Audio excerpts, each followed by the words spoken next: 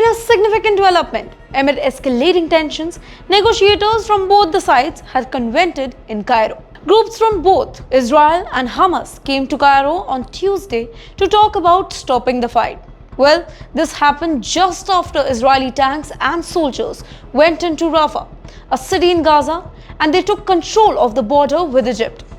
Meanwhile, they stopped aid from coming into Gaza. Israel brushed off urgent warning from close allies and moved into southern city, even as ceasefire negotiations with Hamas remained on the knife's edge. Meanwhile, the UN said that if Rafah and the main crossing into Gaza, Kerem Shalom, stay closed, aid to Palestinians would stop. Now, this is happening when officials say that there's already a big hunger problem in the northern part of Gaza.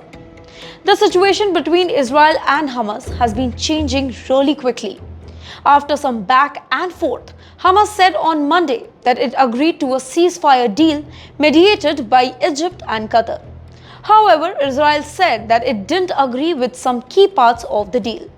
Later on, Israeli forces moved into Gaza, taking control of the Rafah Crossing. Their Prime Minister, Benjamin Netanyahu, who is under pressure from the United Nations and the other allies to agree to a ceasefire, said that while he had sent a delegation back to the talks in timid, we continue waging the war on Hamas. The Israeli military went into the city to break down buildings and things that Hamas uses to plan attacks.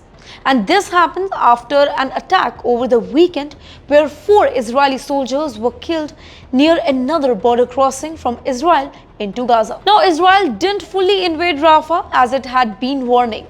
Instead, it was a targeted operation by Israeli military to fight against terrorism.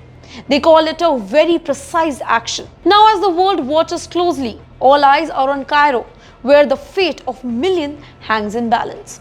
For more such interesting videos, do follow India.com's International Affairs.